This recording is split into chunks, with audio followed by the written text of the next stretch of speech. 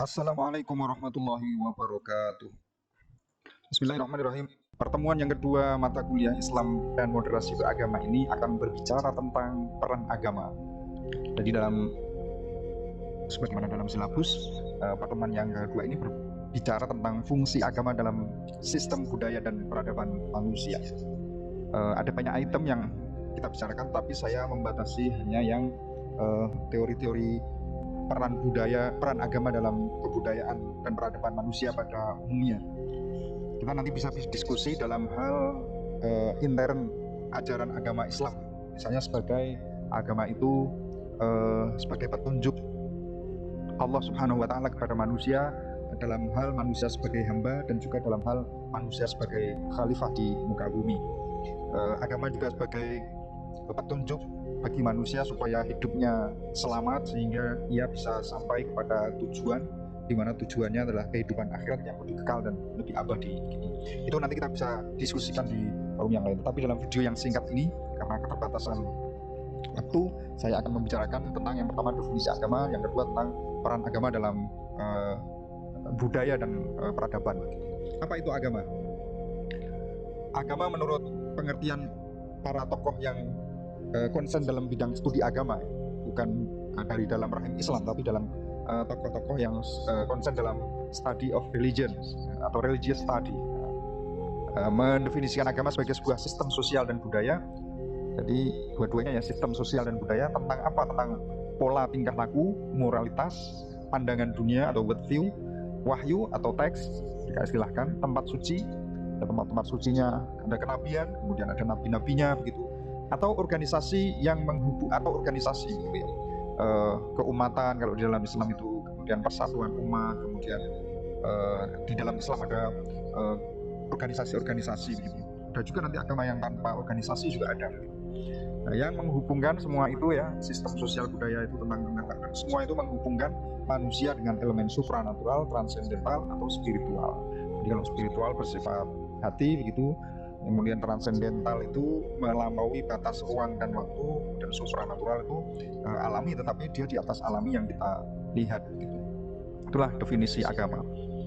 Ada sekian 1000 lebih teori tentang agama, tapi di dalam dunia modern ini biasanya dibaca dengan teori bernama social constructionism gitu, yang mengatakan bahwa agama adalah konsep modern yang mendorong semua praktik spiritual dan ibadah sebagai sistem yang dapat membantu memahami realitas dan sisi ketuhanan manusia. Jadi sebenarnya social constructionism itu apa? Dari teori yang mengatakan bahwa agama itu konsep yang diciptakan, ya, konsep yang diciptakan oleh modernitas, di mana konsep itu bisa mendorong orang, masyarakat begitu, mendorong orang melakukan praktik spiritual atau ibadah begitu, sebagai sistem yang dapat membantu manusia memahami realitas di sekitarnya sampai realitas yang transenden tadi itu, dan sisi ketuhanan manusia.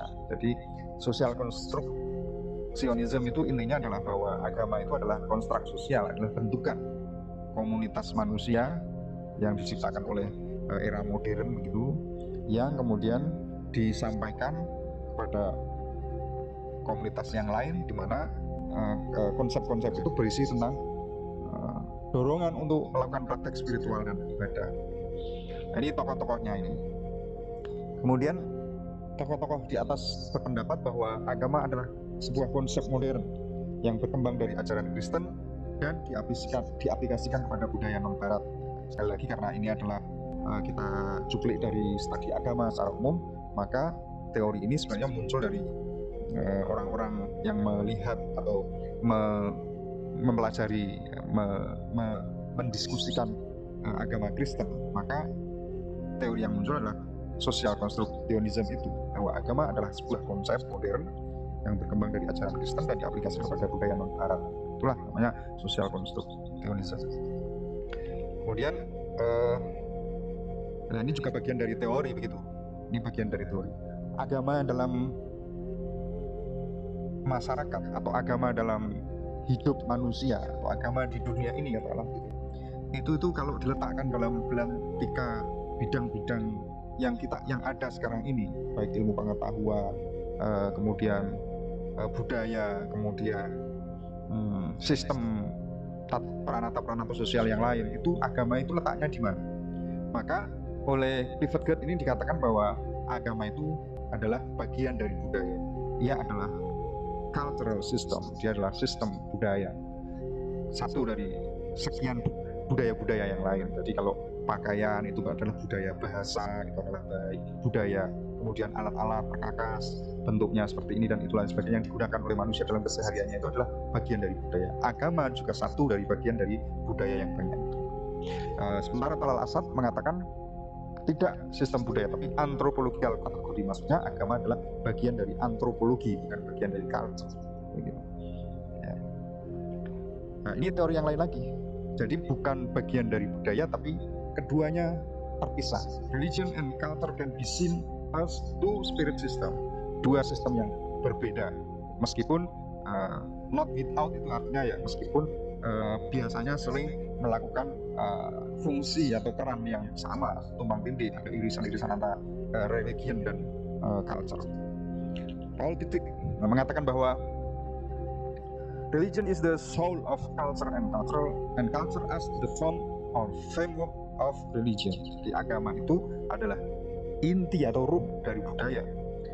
Ruhnya dari budaya itu apa? Ya agama itu. Orang melakukan ini, masyarakat membentuk ini, dia punya tradisi-tradisi itu dan macam-macam, itu ruhnya sebenarnya adalah agama begitu. Nah, budaya-budaya yang ada di manusia di sistem masyarakat tertentu itu sesungguhnya merupakan bentuk dari agama, merupakan framework atau bingkai dari agama itu. Intinya adalah agama. Sesungguhnya budaya itu merupakan bentuknya, wujud luaran saja. Ini agama dekat dengan budaya. Kalau tadi yang pertama agama adalah bagian dari budaya, tapi yang kedua ini adalah agama dekat dengan budaya. Agama inti dari budaya. Budaya adalah bentuk wujud luar dari agama. Kemudian tokoh selanjutnya memandang bahwa culture is the soil of religion. Tapi kalau agama itu roh dari budaya, maka ini sebaliknya. Budaya adalah tanah dari agama. Maksudnya tempat di mana agama tumbuh itu adalah budaya. Mentransplantasikan religion from its original culture to a foreign culture would actually kill it. Jadi kalau memindahkan agama dari budaya aslinya, misalnya agama itu muncul di situ dan berkembang di situ, kemudian dipindahkan kepada dicabut atau dipindahkan ke budaya yang lain, maka itu sesungguhnya akan membunuh agama itu, karena agama itu tumbuh dan berkembang di dalam budaya tertentu. Budaya itu adalah tanah dari agama. Mencabut agama itu sama saja membunuh agama. Mencabut agama dari budayanya itu sama saja membunuh agama. In the same manner that transplanting a plant from its natural soil, jadi sama saja dengan memindah tumbuhan dari tanah alaminya kemudian menuju tanah yang lain, itu akan kill it, akan membunuhnya. Meskipun banyak usaha di dalam situasi atau dalam era modern yang pluralistik ini, di mana budaya satu dengan budaya lain sudah bercampur, sudah berakulturasi, itu banyak usaha untuk membedakan antara budaya dan agama begitu. Dalam era modern yang sudah cross culture, yang sudah multi kultur ini, itu upaya untuk memisahkan agama dari budaya aslinya itu seringkali terlihat. Itulah dunia modern yang sudah berubah. Berikutnya ada elemen. Nah, jadi elemen-elemen yang tentang kepercayaan terhadap yang bersifat metafisik atau religius biasanya berbeda dengan elemen-elemen yang didasarkan atas kepercayaan terhadap yang alami atau kultural. Maksudnya bagaimana ini? Jadi sama-sama budaya, sama-sama unsur budaya, tetapi kalau unsur budaya itu dibangun atau berdiri di atas kepercayaan terhadap yang metafisik, maka ya berbeda dengan unsur budaya lain yang dibangun atau berdiri di atas kepercayaan yang bukan metafisik. Contohnya adalah bahasa. Bahasa itu adalah unsur budaya dengan berbagai grammarnya itu. Dia adalah cultural element. Jadi semua orang menutur bahasa, dan bahasa satu dengan bahasa yang lain berbeda. Nah, bahasa itu adalah bagian dari budaya.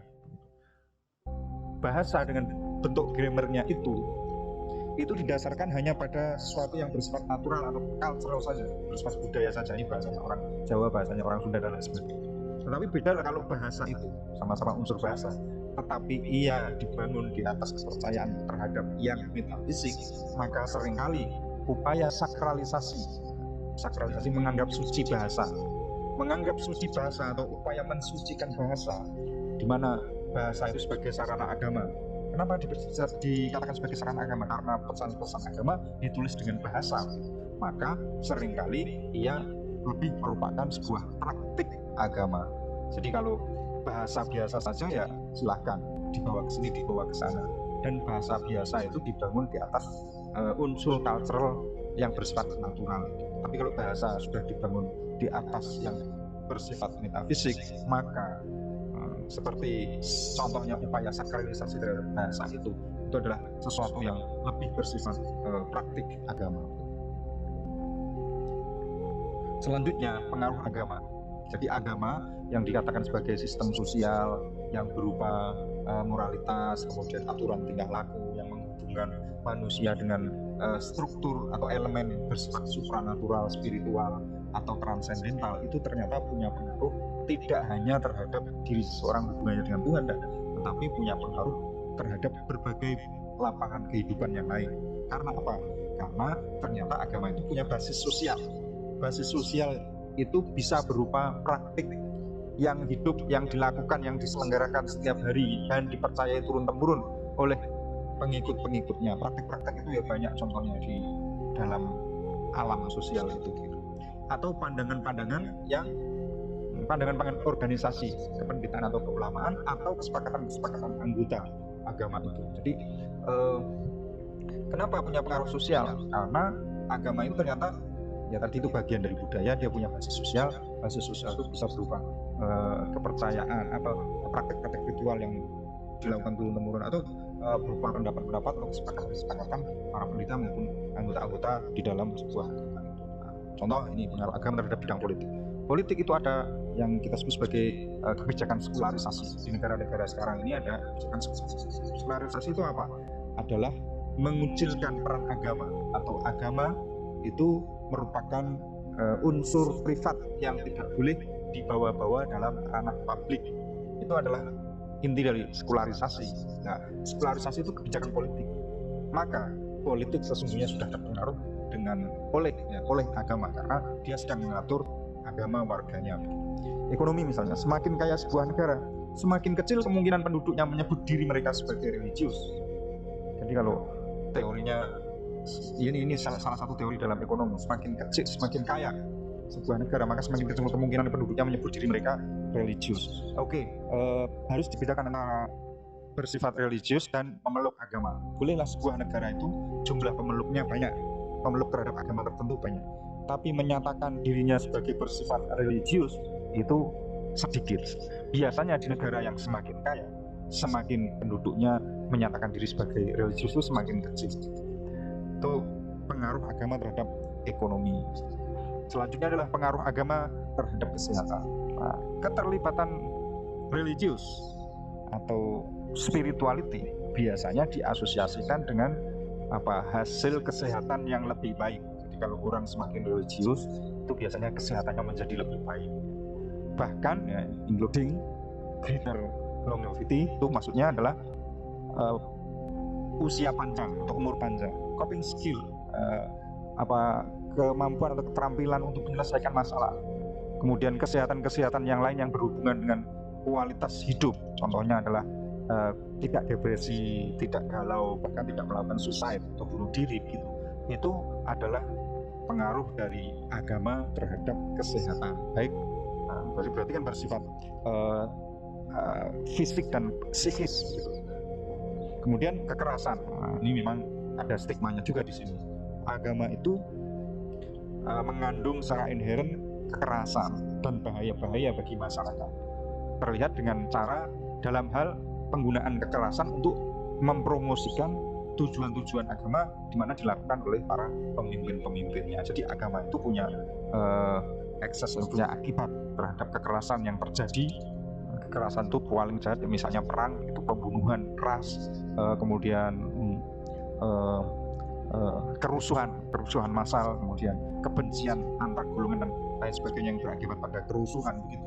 Itu kira-kira menurut orang yang mempelajari agama itu bagian dari pengaruh agama, meskipun bisa didiskusikan nanti antara cocok dan tidak cocok.